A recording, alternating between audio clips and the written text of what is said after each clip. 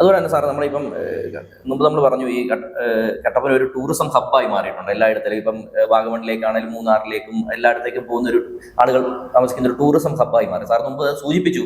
Sir ആദ്യം തന്നെ ഈ കല്യാണത്തണ്ട് ടൂറിസവുമായി ബന്ധപ്പെട്ട് എനിക്കൊന്ന് കല്യാണത്തണ്ടിൽ അല്പം ഇരിപ്പിടങ്ങളും ഒരു ടോയ്ലറ്റ് സംവിധാനം ഒക്കെ ഉണ്ടെങ്കിൽ തന്നെ എനിക്ക് തോന്നുന്നു ഒരുപാട് സഹായകരമായി മാറി. ഇപ്പോഴും ഒരുപാട് ആളുകൾ അവിടേക്ക് വരുന്നുണ്ട് നമ്മുടെ ഈ കല്യാണത്തണ്ട് കാണാൻ വേണ്ടി, മലനിരകളും ഒക്കെ കാണാൻ വേണ്ടിയിട്ട്. അത്തരത്തിലൊരു പ്ലാൻ നമ്മളിപ്പം ആ ഒരു സ്ഥലത്ത് മുനിസിപ്പാലിറ്റിയുടെ 6 കോടി രൂപ മുടക്കിയുള്ള ഒരു പ്രോജക്റ്റ് ചെയ്യുന്നതിന് വേണ്ടിയിട്ടുള്ള DPR ആണ് നമ്മൾ തയ്യാറാക്കിയിരിക്കുന്നത്.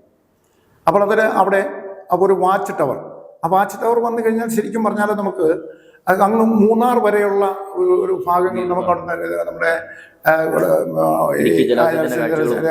നമ്മുടെ പൊന്മുടി ഡാം അതുപോലുള്ള എല്ലാം കാണാൻ പറ്റും.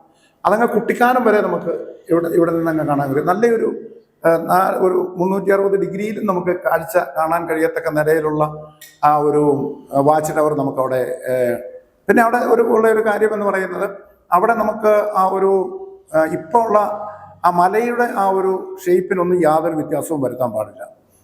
പറഞ്ഞ പോലെ മണ്ണടക്കിയുള്ള ഒരു പരിപാടിയിലും അവിടെ നടത്താൻ പാടില്ല. അങ്ങനെ നടത്തിയാൽ അതിൻ്റെ ആ ഒരു സ്വാഭാവികത നമുക്ക് നഷ്ടപ്പെടും. അതങ്ങനെ തന്നെ നിർത്തുക. എന്നിട്ട് നമുക്ക് സ്റ്റീലൊക്കെ ചെയ്യാൻ പറ്റുന്ന കാര്യങ്ങൾ ചെയ്താൽ മതി. അപ്പോൾ ഈ പറഞ്ഞതുപോലെ ഒരു ടോയ്ലറ്റ് ഫെസിലിറ്റി അവിടെ ഉണ്ടാവണം, ഒരു കഫറ്റേരിയ അവിടെ ഉണ്ടാവണം, ആളുകൾക്കൊന്ന് വന്നിരിക്കാനുള്ള ഒരു സൗകര്യം ഉണ്ടാവണം. ഈ നമ്മൾ ഈ തണലിടത്തിലെ പോലെ തന്നെ അവിടെ നമുക്ക് കുറച്ച് ചെടികളെല്ലാം നമുക്ക് വെക്കണം. പിന്നെ കുറച്ച് മരങ്ങളൂടെ വെച്ച് നമുക്ക് പിടിപ്പിച്ച് കൊണ്ടുവരണം. അങ്ങനെ ആ ഒരു നിലയിൽ അത് ആകർഷകമാക്കി നമുക്ക് കൊണ്ടുവരാൻ കഴിഞ്ഞാൽ തീർച്ചയായിട്ടും അതൊരു ആളുകൾക്ക് വളരെ സ്വീകാര്യമായിട്ടുള്ള ഒന്നാവും.